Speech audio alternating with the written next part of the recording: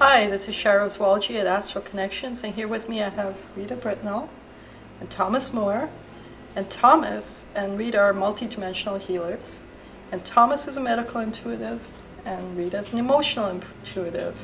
And I can't seem to get into this talking to each one of them one at a time, so I'm going to let you guys decide who answers the question. I'll ask the questions. Perfect. Fair enough? That Yep. sounds So good. the first Hello. thing... Hello. Hello. So the first thing I want to ask you is, before Rita and Thomas came together, who was Thomas and who was Rita? Go ahead.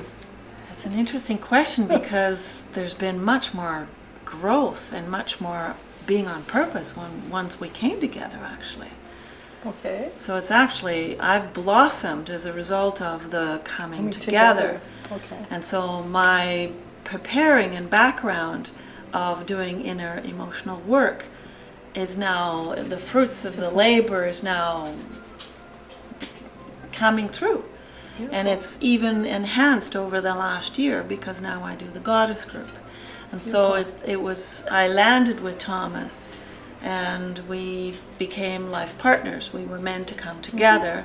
And there was a delay, actually. That is so finally, evident. Oh, yeah, so evident. Through guidance. It was all through guidance. Yeah. Wonderful. And so by being available, Thomas became available, and I knew where to be.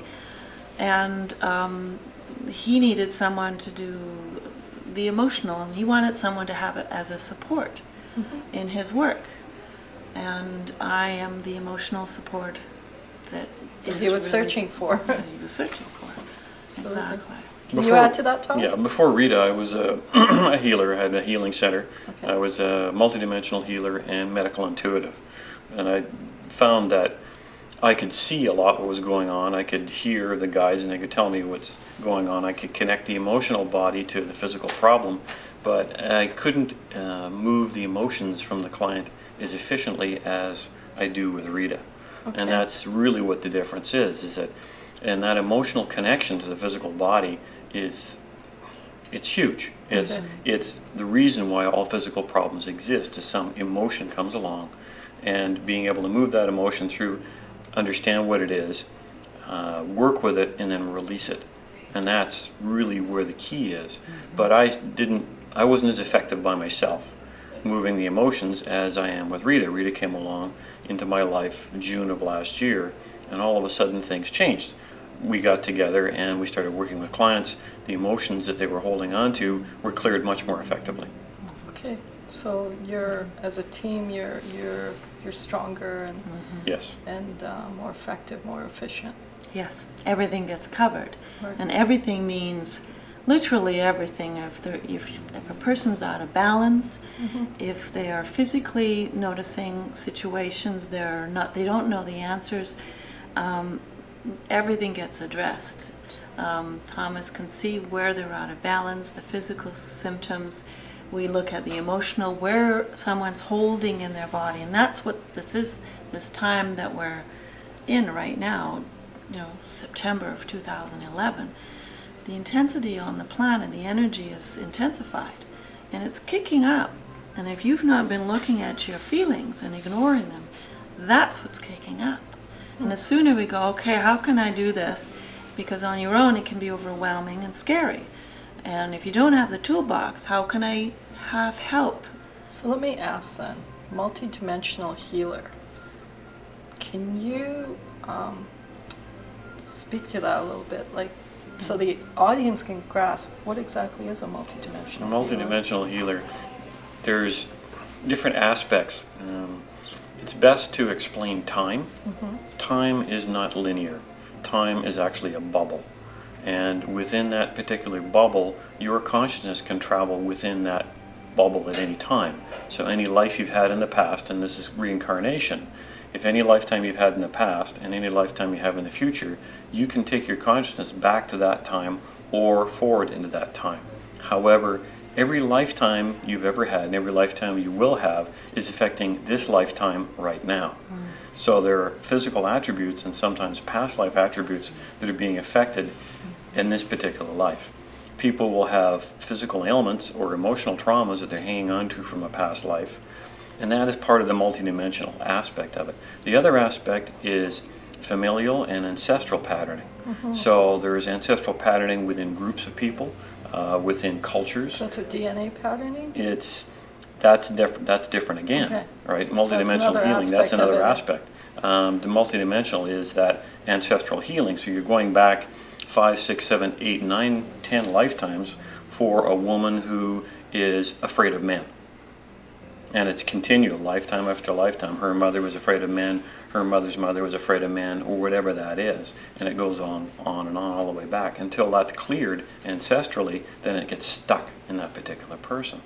Wow. DNA is something else different again. When you actually, and I do I don't repair. really know why I asked that, so probably something you need to answer. That's right, DNA repair, it's energetic DNA repair. Okay. And literally I pull out a DNA which looks like a long string, and I see where there's disconnects or there's gray areas or things that aren't working properly. And I actually fix those and put them back in. And it's actually through what they call the master DNA cell in the hypothalamus.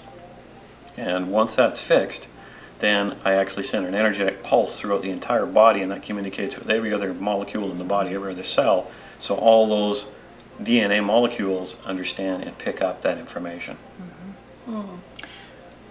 Very good, actually. The multidimensional aspect of it, isn't it also a place where you're not in your mind, not in your ego, and you're in your intuitive, you're accessing information, you're more tuned in to the subtleties of someone's energy field. That may be through sensing, through feeling, through hearing, true? And so you've got more channels going on. So that's why, for example, if you go to a restaurant where there's too much noise, it's just too much. Right. So if you're in a space where it's quiet, then there's more going on than appears. Wow. Okay. And you can feel that right now. Absolutely. You're in your multi-dimensional energy right now, aren't you? Absolutely. Absolutely. The other aspect of multidimensional healing has to do with not just us here in the third dimension. It has to do with beings in the fifth dimension. We're getting a little bit in far right field here, but we're talking about Pleiadians, we're talking about Arcturians, we're talking about Syrians, we're talking about Panterans, we're talking about Galatians, we're talking about Alarians. All these different beings, there's about 80 different races around this planet watching what we're doing here in the Ascension energy. Okay. Then those are all fifth and sixth dimensional beings. Then you have Panterans, or should I say Beldarzi, who are sixth dimensional beings. Then you have Oms, which are 10th dimensional beings. Angels are third dimensional beings. And there's all these different beings watching what's going on here. So the multidimensional healing isn't just what we're doing, it's what those beings are doing during the healing as well. Okay. So when I was sitting here the other night, I was in multidimensional energy, as partly I'm now again, and they're moving through me. I'm the vehicle. I get out of the way and move things. And that multidimensional energy affects everyone in your vicinity as well, I'm sure, then. Yeah. Correct. Okay. Yeah. Okay, you mentioned reincarnation. You mentioned many different types of beings, or labels for beings, maybe I should say that. But for the audience, let me ask you a question like, what if someone doesn't believe in reincarnation or multi-beings or multi-dimensional beings? Will you still be able to help those people? Definitely. Oh yeah. Whether they believe in reincarnation or not, whether they believe in spirits reality. or ghosts. Yeah. A lot of people don't understand how electricity works. They know it's there, but they can't touch it, they can't feel it. That's a very good analogy. But electricity Exists. It exists. Okay. If you've got a physical symptoms and it's really causing a lot of distress, You don't care how you. you it's don't gonna be care. enough. And he won't talk the language, he won't use those, Right. it's Right. not about that, it's being Right. practical. Absolutely. Okay. Each client, the guides will always tell me how far I can go with them. Can I go woo-woo? Which is what we like to call the spiritual end of it, which is kind of fun. But how much they're open to that part of it. If they're not open to it, I'll do the physical aspects, give them a grocery list of what they need to buy, and natural products that'll help them physically, help them deal with their emotional problems that are going on at the same time. Rita will help with that, definitely. help move those through, and then we send them on their way. See, the lines along which I guess this question is coming is if we think about or consider placebos, and they say placebos only work if you believe, Correct. right? So that's why I was asking, if somebody doesn't believe, will you still be able to help them? When there's a truth that comes forth, and there's someone that climbs on the table, when there's a truth that comes forth of why they're having a problem, a truth, you can always feel a truth in your body. There was a client that came to see me. He was a multimillionaire. Okay. He had black shirt, black pants, black shoes. He crossed his arms, crossed his legs, sat in the chair opposite me and says, Fully clothed. I don't believe in anything you do. And I went, really? I said, great, nice challenge. He got on my table and he cried through the whole session. Yelled, screamed, cried, and he looked at me and he says, well, what did you do to me? And I said, nothing. I said, you did it. Right. He was willing. He was He was willing. willing. He says, what do you mean? He was open to the idea. I said, your heart's not open. I said, your heart's closed. His being, his body knew, his spirit knew. The mind likes to argue Of otherwise. course. He didn't love himself. He had everything. He had money, he had the cars, the house, the Mediterranean, the wife, the kids, the whole works. All But those he things was everybody wants. he was miserable, absolutely miserable, and he couldn't figure out why. And all of a sudden, his heart opens up and everything changes. Talk about the heart.